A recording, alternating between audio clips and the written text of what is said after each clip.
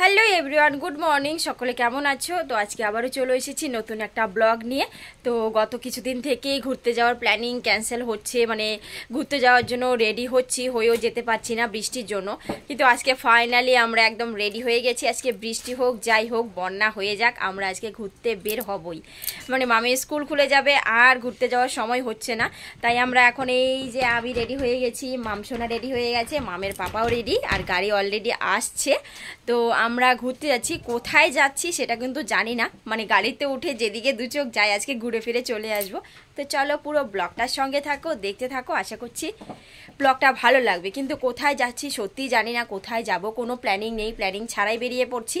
তো মেজদি ওরাও আসছে, ওরাও যাবে আমাদের সঙ্গে, ওরাই গাড়ি নিয়ে আসছে। তো চলো ব্লগটার সঙ্গে থাকো, দেখতে থাকো, কথা হচ্ছে বাইরে গিয়ে আবার। চলো গাড়ি চলে এসেছে।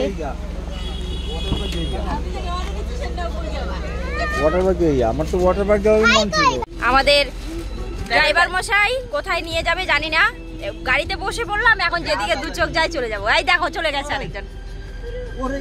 তো চলো ঘুরতে বেরিয়ে শুধু বের হলাম, দেখো হাতে হাতে আইসক্রিম চলে এসেছে, সবার লাগছে গরম।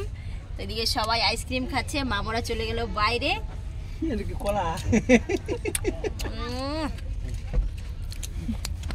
কেমন লাগছে মাম? মাম বমি করেছিল। মাম গাড়িতে চড়তে পারে না, মাম শুধু স্কুটিতে করে ঘুরতে ভালোবাসে আর ট্রেনে করে। গাড়িতে উঠা মাত্রই গড়গড় গড়গড় করে মাম বমি করে দিল। এখন খাচ্ছে আইসক্রিম। চলো দেখি দুচোখ কোন দিকে যায়, ড্রাইভার কোন দিকে নিয়ে যায় সেদিকেই যাবো। আপাতত আমরা আছি রাজাবাদ খাওয়ায়, এখানে দাঁড়িয়ে আছে, ট্রেন যাচ্ছে, তো ওখানে দাঁড়িয়ে দাঁড়িয়ে খাচ্ছি আইসক্রিম।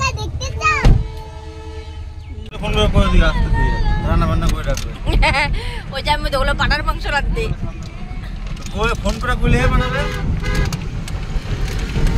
চারিদিকে সবুজে সবুজ। চলো আমরা চলে এসেছি ডিমা নদীতে।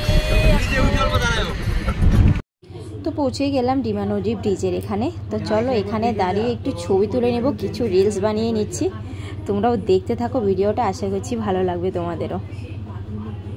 ডিমা নদীতে, এই দেখো ডিমা নদীতে জল বেড়েছে, কাদো কাদো জল। দেখো কি ভালো লাগছে চারিদিকটা, ওই দিকটা জল বেশি না, দেখো। এখন আমরা চলে এসেছি নিমতি ধাবাতে, যেটা একদম বিখ্যাত নিমতি ধাবা। ওই ধাবাতে এখন বসে আছি, কিছু খাওয়া দাওয়া করে নেব, তারপরে আবার ঘুরতে বেরোবো, কারণ এখন খিদে পেয়ে গেছে প্রচন্ড পরিমাণে। দেখো সবাই বসে গেছে। আমি নিরামিষ ভাত, আমি ভাত খাবো। আমার জন্য ভাত অর্ডার করে দিয়েছি, ভাত চলে এসেছে। দেখো ডাল, পাঁপড়, ভাজি, একটা নিরামিষ সবজি, আর এদিকে পকোড়া। তো এই দিয়ে আমি খেয়ে নেব, যেহেতু আমি বাড়ি থেকে কিছু খেয়ে এসেনি, শুধু পুরি খেয়ে এসেছিলাম। তো মামকে ডাল আর আলু ভাজি দিয়ে খাইয়ে দিচ্ছি অল্প করে, তো তারপরে আমিও খেয়ে নেব। আর মামকে আদার্স কিছু আর দিচ্ছি না। আর দিদি ওরা আর মামের পাপা ওরা তরকা রুটি অর্ডার করেছে, নান তরকা, তো নান তরকা ওরা খেয়ে নেবে। তো এদিকে দেখো সবাই কিন্তু বসে গেছে থালা নিয়ে, দিদি ওরা এখানে বসেছে, তো আমরা এখানে বসে খাচ্ছি। তো চলো সবাই খাওয়া দাওয়া করে নিচ্ছি।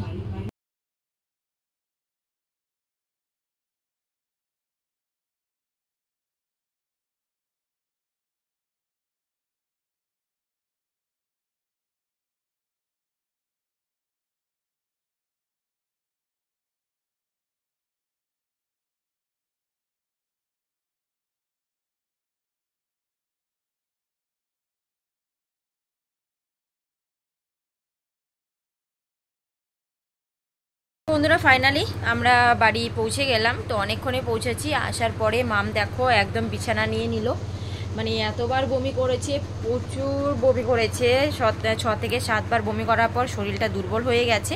তো বাড়ি আসার পরে অল্প করে ভাত, গরম ভাত আর ডাল সেদ্ধ দিয়ে গরম ভাত খাইয়ে দিলাম। এখন খেয়ে দিয়ে মাম ঘুমিয়ে আছে। তো আজকে ব্লগটা এখানেই শেষ করছি, নেক্সট ব্লগে সবার সঙ্গে দেখা হবে। সবাই ভালো থেকো, আজকের মতো সবাইকে টাটা।